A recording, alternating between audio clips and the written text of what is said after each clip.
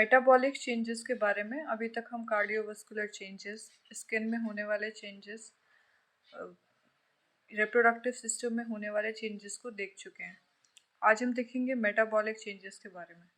तो जब कभी भी हम बात करते हैं मेटाबॉलिज्म के बारे में तो हमारे दिमाग में आता है कार्बोहाइड्रेट का मेटाबॉलिज्म, प्रोटीन का मेटाबॉलिज्म, फैट्स का मेटाबॉलिज्म। ओवरऑल जो होता है पैनक्रियाज में क्या होता है, हाइपरट्रोफी, हाइपरप्लेसिया होता है और इंसुलिन का प्रोडक्शन क्या हो जाता है, इंक्रीज होता है। इंसुलिन का प्रोडक्शन ओवरऑल इंक्रीज हो जाता है, मतलब इंसुलिन क्या काम करता है, ग्लूकोजन को क्या करता है, ब्रेक डाउन करता है, ग्लाइकोजन में उसे स्टोर करके रख देता है।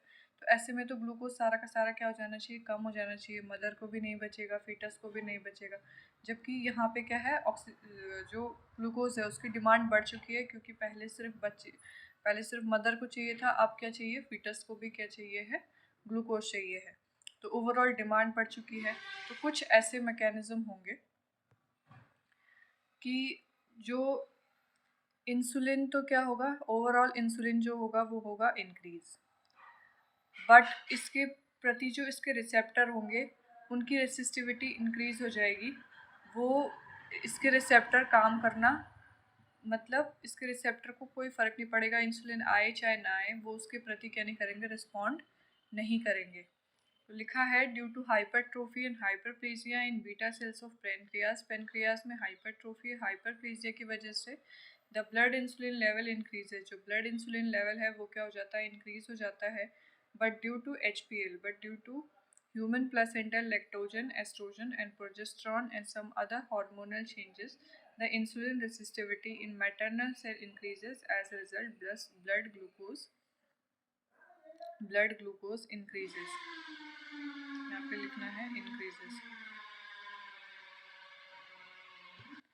ह्यूमन प्लेसेंटल लैक्टोजन, एस्ट्रोजन और प्रोजेस्टेरॉन की वजह से क्या होगा, कुछ हार्मोनल चेंजेस की वजह से जो इंसुलिन की रेसिस्टिविटी है मैटरनल सेल्स में क्या हो जाती है, इंक्रीज हो जाती है, कि इंसुलिन जितना भी बढ़ जाए मैटरनल सेल उसके प्रति क्या नहीं करती, रिस्पॉन्ड नहीं करती है।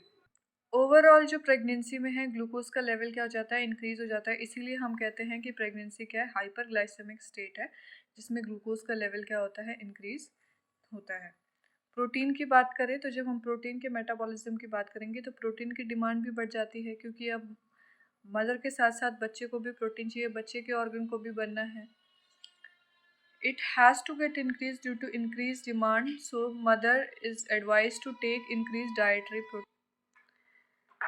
इसीलिए क्या होता है, जो प्रोटीन क्या हो जाता है, सारे मैकेनिज्म हो जाते हैं जो सारे के सारे क्या करें, बॉडी में प्रोटीन को बढ़ा सके। The conversion of amino acid into urea is decrease. Protein जो होता है वो अमाइनो एसिड का बना होता है, तो इसीलिए क्या होता है कि जो हमारा अमाइनो एसिड है उसका ब्रेकडाउन कम हो जाता है, ताकि वो टूटना बंद कर देता है, ताकि वो अवेलेबल रह सके किसके लिए, प्रोटीन के लिए, प्रोटीन बनने के लिए। Hence blood uric acid creatinine level decreases. इसीलिए क्या होता है, यूरिक एसिड और क्रिएटिनिन लेवल डिक्रीज हो जाता है, क्योंकि जो अमाइनो एसिड है वो उनका ब्रेकडाउन नहीं होता है। More amino acid is made available in maternal blood and is transported actively through placenta to fetus. Placenta से फीटस के थ्रू एक्टिवली ट्रांसपोर्ट किया जाता है, और ज़्यादा से ज़्यादा अमाइनो एसिड को क्या किया जाता है, अवेलेबल कराया जाता है मैटरनल ब्लड में, ताकि उससे क्या बन सके, प्रोटीन बन सके। So pregnancy is anabolic state. Pregnancy एक एनाबॉलिक स्टेट है जिसमें प्रोटीन बनते हैं, प्रोटीन का ब्रेकडाउन नहीं होता है। फिर होता है फैट का मेटाबॉलिज्म। फैट के मेटाबॉलिज्म में फैट भी क्या हो जाता है, फैट जो होता है वो स्टोर हो जाता है मदर के बॉडी में, बटक्स एरिया में, अपर थाई रीजन में, ब्रेस्ट एरिया में क्या हो जाता है, अकोमुलेट हो जाता है। ये इसलिए अकोमुलेट होता है कि अगर कभी हाइपोग्लाइसेमिक स्टेट आए, जैसे मदर ने क्या कर दिया, प्रेगनेंसी में व्रत कर लिया, तो व्रत के टाइम पर ये जो डिपॉजिट फैट है उसका ब्रेकडाउन हो सके और हमें ये ग्लूकोज प्रोवाइड कर सके। And it contribute weight increases by 3 to 4 kg। जो वेट में इंक्रीज होता है 3 to 4 kg, वो इसीलिए वेट में इंक्रीज तो देखने को मिलता है, क्योंकि जो हमारे upper thigh area, buttocks region, breast region में क्या हो जाता है, फैट का डिपोजिशन हो जाता है। This is used in hypoglycemic state. जब कभी भी बॉडी में हाइपोग्लाइसेमिक स्टेट आती है उस समय ये फैट जो होता है वो यूज़ किया जाता है by the process of gluconeogenesis. Gluconeogenesis मतलब ग्लूकोज के बनने का तरीका जो कि नॉन कार्बोहाइड्रेट सब्सटेंस से बने उस प्रोसेस को बोल देते हैं ग्लूकोनियोजेनेसिस। यहाँ पे क्या बन रहा है, फैट से ग्लूकोज बनेगा जो कि नॉन कार्बोहाइड्रेट सब्सटेंस है, तो इसीलिए इसे क्या कहा कि ये क्या है, ग्लूकोनियोजेनेसिस। आयरन की जो डिमांड होगी वो भी बढ़ जाएगी। आयरन जो होता है वो अब क्या चाहिए है, मदर के अब जो है बच्चे की आरबीसी को भी बनना है, तो ओवरऑल आयरन का डिमांड भी क्या हो जाता है, इंक्रीज हो जाता है। ओवरऑल 1000 mg आयरन की रिक्वायरमेंट जो होती है वो प्रेगनेंसी में इंक्रीज हो जाती है। 400 mg जो होती है वो बढ़े हुए ब्लड वॉल्यूम के लिए ज़रूरत होता है। 300 mg फीटस के लिए ज़रूरी होता है। और जो 300 mg होता है, उस बचा हुआ जो 300 mg होगा वो अगर क्या हो, ब्लड लॉस हो at the time of delivery, delivery के टाइम पे अगर क्या होता है, ब्लड लॉस होता है, उसके लिए क्या होता है, ज़रूरी होता है। हमें क्या होता है, मिनिमम डेली अलाउंसेस कितना होता है कि मिनिमम मिनिमम एक दिन में कितना खाना है, 6 से 7 ग्राम आयरन खाना है, जो कि पॉसिबल नहीं हो पाता है, क्योंकि जितना भी आयरन हम खाते हैं उसका सिर्फ 10% ही क्या होता है, एब्जॉर्ब हो पाता है। इसीलिए क्या होता है कि इतना खाना क्या नहीं होता, मदर के लिए पॉसिबल नहीं हो पाता है। Only 10% of total iron in diet is absorb. 10% जो क्या होता है, एब्जॉर्ब हो पाता है। सो एवरी प्रेग्नेंट वेमेन, हर प्रेग्नेंट वेमेन को क्या प्रिस्क्राइब की जाती है, सप्लीमेंटल आयरन टैबलेट्स को क्या किया जाता है, प्रिस्क्राइब किया जाता है for minimum 100 days during pregnancy.